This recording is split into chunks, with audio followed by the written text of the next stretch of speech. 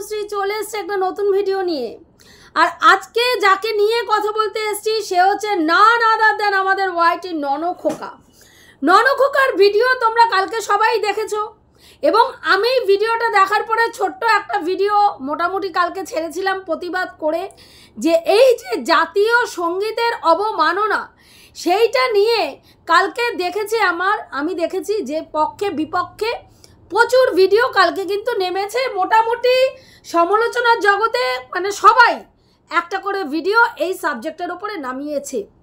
এবার যারা ননখোকাকে রিসেন্ট সমর্থন করা শুরু করেছে তারা কিন্তু ননখোকাকে ক্রিটিসাইজ করেছে এবং প্রতিবাদ করেছে, কিন্তু তারপরেও তাদের বক্তব্য ননখোকা যে অন্যায় করেছে তার থেকেও বড় বড় অন্যায় অন্য ক্রিয়েটাররা করছে। এবং ওপার বাংলার দুটো ক্রিয়েটার যারা এইভাবে আমাদের দেশের মেয়েদের আমাদের দেশকে নিয়ে নোংরা কথা বলছে সেই ক্ষেত্রে কেউ মুখ খোলেনি, তার মানে তারা হচ্ছে প্রকৃত দেশদ্রোহী। আমরা একটা ইন্টারন্যাশনাল প্ল্যাটফর্মে কাজ করছি যেখানে যে কোনো দেশের কন্ট্রোভার্সি ক্রিয়েটাররা এই প্ল্যাটফর্মে অংশ নিতে পারে।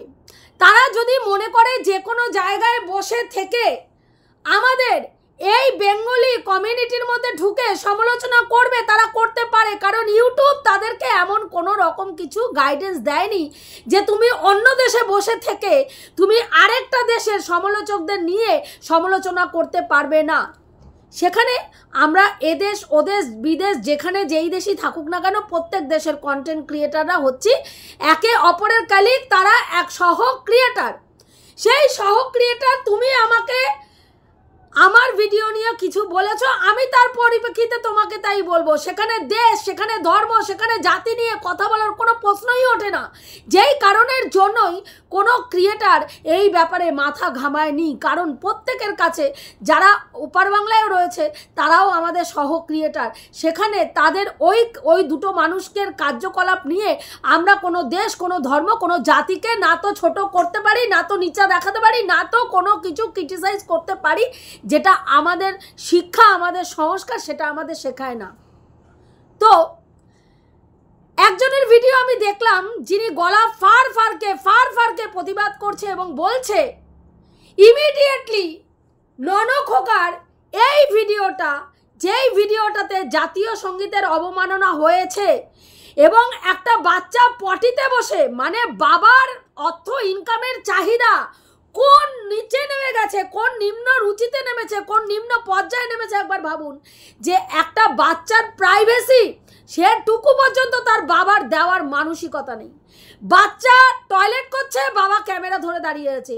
বাচ্চা পটি করছে, মানে আমাদের সৌভাগ্য বাচ্চা কতটুকু পটি করেছে সেইটা আমাদের ক্যামেরা করে দেখায়নি, যে আমার বাচ্চা আজকে এইটুকু পটি করেছে। এটা দেখা মনে হয় আমাদের শুধুমাত্র বাকি রয়েছে। বাচ্চাটা পটি করছে, সেই পায়খানার ভেতরে পর্যন্ত ক্যামেরা নিয়ে গিয়ে ক্যামেরা করছে বাবা, এবং দাঁত বের করে বাচ্চা জাতীয় সঙ্গীত পটিতে বসে করছে, বাবা সেই ভিডিও সোশ্যাল মিডিয়ায় পাবলিক করছে। কতটা গণ্ড মূর্খ, কতটা অশিক্ষিত হলে এই ধরনের নোংরা কাজ সে করতে পারে। আজকে এরও আগে তোমরা যদি ওর ব্লগ ভালো করে খেয়াল করে দেখো, ওর বাবা মা বাচ্চা বসে রয়েছে সোফার মধ্যে এবং ও বসে রয়েছে। সেখানে বাচ্চাটা দাদু ঝিমছে, বাচ্চা জাতীয় সঙ্গীত সোফার মধ্যে বসে বসে গাইছে। সেখানেও দাদু, ঠাকুমা, মা, এই দাদু, ঠাম্মি এবং বাবা বসে রয়েছে। বাচ্চাকে তাদের সেখানেও শেখানোর মানসিকতা হয়নি। দাদু যিনি নাকি মানে কি বলবো ডাক্তারির সমস্ত পুঁথি একেবারে ঘেটে পুরো ঘ করে গিলে ফেলেছেন, হ্যাঁ, সেই মানুষের মধ্যেও এতটুকু শিক্ষা নেই যে জাতীয় সঙ্গীতকে কিভাবে আমরা সম্মানের সঙ্গে গাই, কিভাবে সেটা গাওয়ার প্রসেসটা কি। সেই জাতীয় সঙ্গীত করতে গেলে দাঁড়িয়ে তাকে সম্মান জানিয়ে, যোগ্য সম্মান জানিয়ে হাত জোর করে জাতীয় সঙ্গীত গাইতে হয়। সেখানে দাদু বসে রয়েছে সোফার মধ্যে শুয়ে শুয়ে বাচ্চাকে বলছে গাও গাও গাও, মানে বাচ্চা মানে কি জানি একটা গান গাইছে এবং সেটা তারা শুনছে। সেদিনকেও কোনো প্রতিবাদ করতে দেখিনি। কারণ বাচ্চাটা এরা এরা যারা আজকে দিনের পর দিন বাচ্চার সুশিক্ষা শিক্ষা সুসংস্কার সুরুচি দিয়ে বাচ্চাকে মানুষ করবে বলে গলা ফাটিয়ে ফাটিয়ে বলেছে যে বাচ্চা ওখানে থাকলে সুশিক্ষায় শিক্ষিত হবে। কারণ বাবার বিশাল বড় একেবারে অট্টালিকা, বাবার রাজপ্রাসাদে বাচ্চা একদম সুশিক্ষায় শিক্ষিত হবে। তাদের এটুকু ধারণাই নেই যে বাচ্চার সুশিক্ষিত হওয়ার জন্য রাজপ্রাসাদের প্রয়োজন নেই, রাজপ্রাসাদের প্রয়োজন নেই। ভাঙা ঘরের টিনের চালের থেকেও বাচ্চা সুশিক্ষা সুসংস্কারে মানুষ হতে পারে। তার জন্য দরকার বাবা মার সুরুচি, ফ্যামিলি মেম্বারদের সুরুচি, সুশিক্ষা, সুকালচার, যেটা তাদের মধ্যে নেই। আজকে একটা বাচ্চা এই রকম পরিস্থিতি যে বাচ্চাটাকে দেখে আমাদের খারাপ লাগছে, যেই বাচ্চাটা অবোধ শিশু, সে ভাবছে যে স্কুলে সে প্রার্থনা সঙ্গীত হিসাবে এই গানটা শুনেছে, শিখেছে, সে আনন্দের সঙ্গে গানটা গাইছে। সে জানেই না, সে হয়তো এটাও জানে না এটা আমাদের জাতীয় সঙ্গীত, সে হয়তো জানেই না সেই গানটা কি প্রসেসে গাইতে হয়, সেই গানটা গাওয়ার সময় কিভাবে সম্মানের সঙ্গে গাইতে হয়, সে সেটা জানেই না। হয়তো সে জানেই না সেই গানটা কার লেখা। আজকে ভাবুন তো, এরা বাচ্চাকে সুশিক্ষার দায়িত্ব নিয়েছে, আজকে বাচ্চাকে এমন একটা স্কুলে ভর্তি করেছে যেইখানে বাচ্চার কোনো সিকিউরিটি বলে কিছু বস্তু নেই।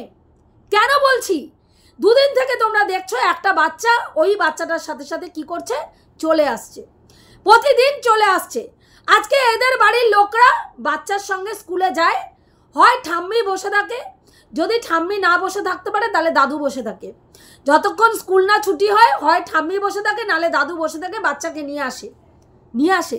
আজকে গ্রামের একটা স্কুল, তার হয়তো ওই বাচ্চাটার বাবা মা হয়তো স্কুলে যেতে পারে না, তার মানে ওই স্কুলের সিকিউরিটি কি, বাচ্চার যদি বাড়ির গার্জিয়ান কেউ না যায়, বাচ্চা যে কোনো সময় যে কোনোভাবে একা হোক যে কারো সঙ্গে হোক বেরিয়ে যেতে পারে। যদি তাই না হতো তাহলে এই বাচ্চাটা প্রতিদিন সোনা বাবার সঙ্গে ওদের বাড়িতে চলে আসতে পারতো না। যেখানে ওদের বাড়ির লোক বাচ্চা প্রতিদিন আনতে যাচ্ছে, সেখানে বাচ্চাটা কি করে এই বাচ্চাটার সাথে সোনা বাবার সাথে ওদের বাড়িতে প্রতিদিন চলে আসছে, আমার বোধগম্য হলো না। তাহলে কি তারা না করছে না, নাকি নাতির বায়না, নাতিকে সন্তুষ্ট করার জন্য নাতির এই বায়নাটাকে মেনে নিচ্ছেন? আমরা এর মধ্যে শুনলাম যে নয়নখোকা বলছে যে স্কুলে গিয়ে বারণ করে আসতে হবে, যে প্রতিদিন বাচ্চাটা চলে আসছে। হ্যাঁ, এটা অবশ্যই করা উচিত, কারণ আজকালকার দিনে রাস্তাঘাটের অবস্থা ভালো না। বাচ্চাটা যদি কোনো রকমের কোনো খারাপ স্কুল থেকে চলে আসছে, বাচ্চার বাড়ির লোকরা সেটা নিয়ে কোনো রকম চিন্তাগ্রস্ত নয়, তার মানে বাচ্চার বাড়ির লোকরা সিনসিয়ার নয় বাচ্চার ব্যাপারে। একটা বাচ্চা স্কুলে যাচ্ছে, স্কুলের টাইম ওভার হয়ে যাচ্ছে, বাচ্চা বাড়িতে যাচ্ছে না, বাচ্চা অন্য বাচ্চার সঙ্গে তাদের বাড়িতে চলে যাচ্ছে। এটা তাদের কাছে হয়তো একটা ক্যাজুয়াল ব্যাপার, তারা সেটা ক্যাজুয়ালি নিচ্ছে। কিন্তু এই বাচ্চাটারই যদি আজকে কোনো ভালো মন্দ একটা কোনো কিছু হয় বা পড়ে যায় বা হাত পা কেটে যায়, তখন কিন্তু দোষটা গিয়ে সম্পূর্ণ পড়বে এই ননখোকার বাড়ির লোকের ওপরে। তখন কিন্তু ওই বাচ্চাটার বাবা মা কিন্তু সেই ক্ষেত্রে ছেড়ে কথা বলবে না। কাজেই এই জিনিসটা দেখাটা আমার মনে হয় ভীষণভাবে জরুরি। এবার একটা ছেলে প্রতিদিন তোমরা দেখলে যে কালকে আরেকটা বক্তব্য পেশ করতে বসলো, যেটা হচ্ছে ওর ডিভোর্স সংক্রান্ত একটা ম্যাটার। প্রথমে জাতীয় সঙ্গীতের অবমাননা করে সেখানে একটা কন্টেন্ট ছুড়ে দিল, তারপরে টাইটেলে ক্লিকবেট খেললো যে আমার ডিভোর্স সংক্রান্ত কিছু বক্তব্য, মানুষ গিয়ে হুমড়ি খেয়ে পড়লো।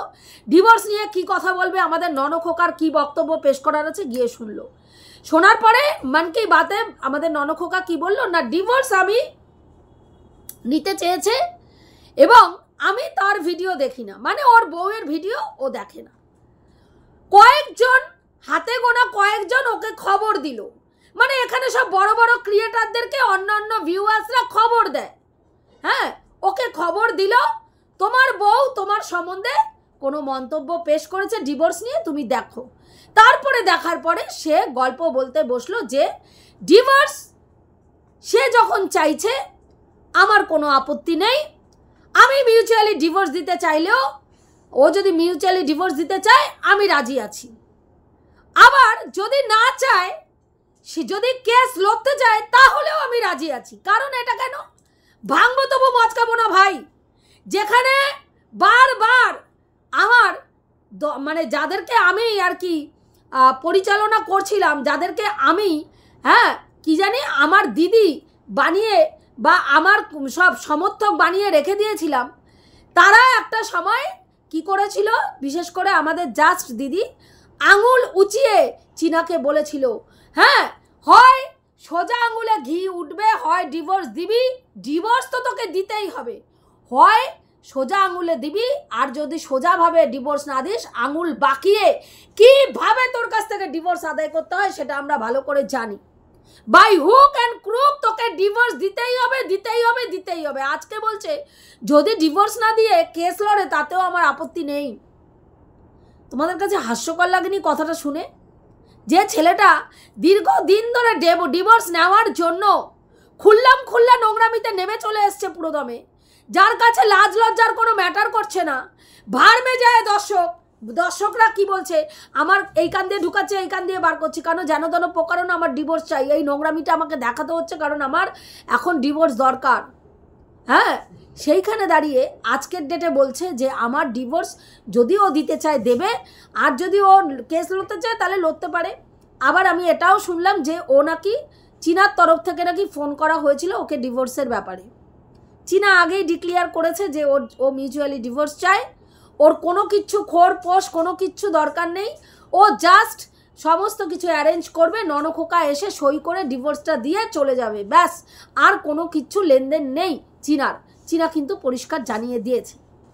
এবার ননখোকা কি করলো, এই কন্টেন্টটাকেও বেচতে ছাড়লো না, কালকে ক্লিক বেটে কন্টেন্টটাকে বেচলো, মন কি বাত বলে লাস্টের দিকে একটুখানি মন কি বাত বলে সেখানে ভিউজ টানার জন্য বেচলো, তারপরে আবার রেখে দিল পান্তা ভাতের মতন, আবার রেখে দিল। ভাই পরের দিনকে আবার বেচে খাবো, আবার বেচে খাবো।